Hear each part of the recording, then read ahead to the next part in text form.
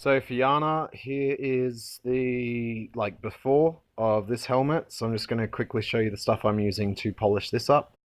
This is the side that I just hit, so you can see the comparison here. Might try out in the sun, see if the phone gets a better look at it there. So that works pretty good. So funnily enough, because we're heading to Snives next week or in 5 days, I need to polish everything. So I bought some new polishing equipment. This is the first bit of equipment I purchased. If you're in Australia, the place I purchased this was Polish-Up, I think it was. I'll put a link on my Instagram later today. So what you need is at least half a horsepower. I prefer a full horsepower bench grinder. I like the large bench grinders better than the small bench grinders. And you need this attachment here, which puts on these wheels. So this attaches where this is here. That attaches to there, and then the wheel... Yeah, so this wheel winds onto this, and that's what holds it in place. I don't know if this was the right size wheel, because it didn't actually wind all the way on, but it's working. So this wheel is the new thing I just ordered. It is a stitched sisal wheel. They call this a stitched treated sisal wheel. This is my old stitched sisal wheel. It's not treated. It's also a lot thinner, and as you can see, it's smashed out the back, so it was no longer safe, which is why I needed a new one. To go with it, I got their heaviest grit polishing compound. So the grit is like with sanding, you need a heavy grit, which is a low number. You apply this to the wheel when it's spinning. It sort of spits everywhere, so you need to be wearing safety glasses. I wear gloves. You can choose not to, or so that's it spinning, and you apply it to the wheel.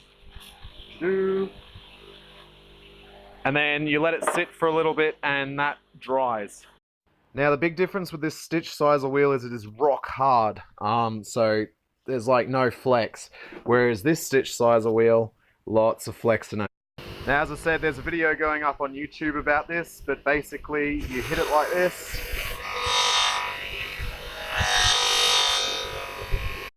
And you can see this black crud there, that's what we're trying to get off. That's from the rust. This finish is not a perfect mirror polish, but it's shiny enough for our gear for kids.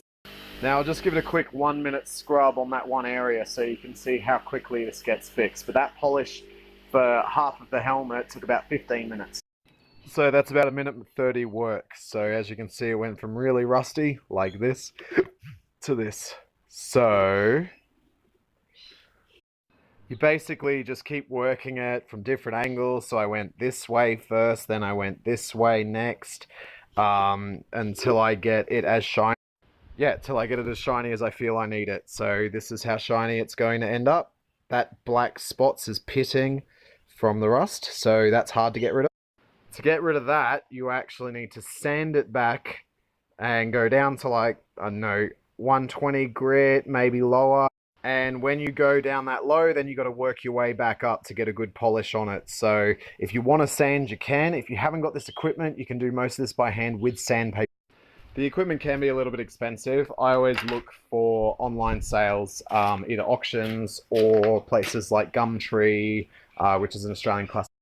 My favorite grinder is the Abbott & Ashby. I think it's 250mm or 8-inch. I can't remember exactly. The Abbott & Ashby 1 to 1.5 horsepower grinder.